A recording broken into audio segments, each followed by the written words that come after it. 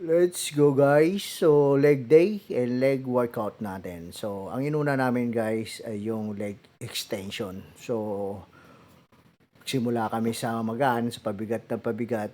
So mayroon kaming pyramid. So panghuli namin pyramid na guys. So eto na yung ano natin, barbell back squat. So dito guys, nag-squat kami. So magaan lang to kaya umuurong-urong pa ako guys. Kasi tina-timing ko yung dun sa nakasasagad ko yung puwet ko. Yun. So, bago ko lumapit doon, nangalay na ako, nilapit ko na guys. So, 15 reps and then guys, pabigat ng pabigat ha. So, dito guys, kakabalik lang ng lakas natin. So, ito yung pangatlong set na natin dito guys. Okay, so, unti-unti ko na binabalik yung lakas ko. So, yun guys, kailangan natin ng magandang pagkain para pala bumabalik yung lakas natin. So, ine-experiment ako din yung sarili ko sa pagkain at yung din mga supplement guys. So sa legs guys, wag natin escape. Kailangan natin magporsige mag-legs kasi ito yung magpapaganda sa ating katawan. And then pag nag-squat kayo sagad guys, mararamdaman nyo yung ano natin sumasagad dun sa binti natin. So dito nag-heavy na kami dito ni Jetro. So yun lang guys, kailangan pag nag-gym kayo, focus tayo sa sarili lang natin guys. So tiwasan natin magkwentuhan, kwentuhan, tapos yung mga dumbbell at mga plates ibalik natin sa lagayan. So ito na yung pinakamabigat ko guys, tinry ko na buhatin tong 300. So magpo 400 tayo dito next month. So nakaya na natin guys. Nakaunang baba na rin tayo. So magandang tagumpay na to guys, yun, di ba? So naibaba ko na rin siya kasi nagkaroon tayo ng injury. So okay na injury natin. So ganun lang guys ha. Huwag natin pinipilit kasi pagka nagka-injury tayo, doon natin ma-realize na maling-mali ang mga ginagawa natin. Yun.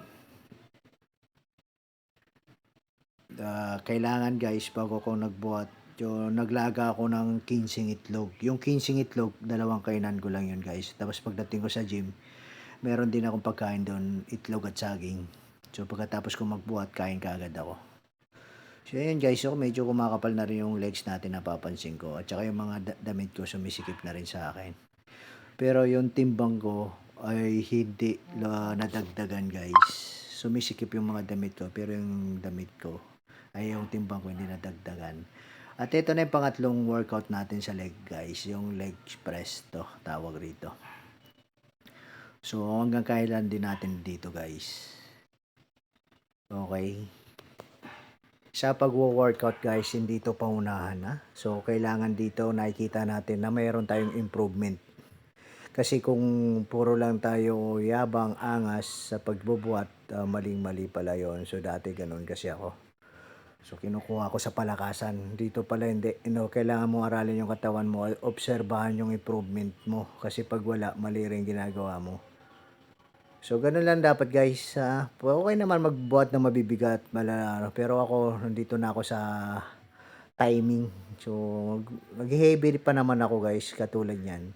Pero hindi katulad dati. So dati naglalagay pa ako ng mga puno yan. So ngayon saktuhan lang. Pinapakiram naman ko yung ano ko, mga muscle ko. So ganun lang guys kailangan natin magpursige. At itong long video ko nga pala guys, pa-like na lang and then wag natin skip yung ads natin kasi may ads na to pati yung reels ko. Sa long video ko guys, pa-like naman. So ito na pala yung ano natin pang-apat na workout sa legs. So barbell sumo squat ang tawag dito guys. So kailangan natin pagandahin ng legs natin kasi magkukumpit na naman tayo. So abang-abang lang tayo sa magandang resulta nung bago nating kaalaman. So nakapokus ako sa legs guys. Ngayong taon na to nagle-legs ako lagi. Okay naman yung upper natin, medyo ang upper last. At ito na yung pang last natin sa workout sa legs guys. Yan. Okay. So, ganyan lang yun guys. Dapat di natin kailangan isagad doon sa taas kasi back ng tama nun. So, yun lang sa mga followers natin guys ha. Salamat sa inyo. Thank you at like and share na lang. Kaya pa-heart naman guys. Tapos wag natin skip yung mga ads ko ha. So, malaking tulong na rin to sa akin. Nagkakaroon na rin tayo ng earnings. So, maraming salamat sa guys. Abang-abang lang din tayo. So, maraming thank you.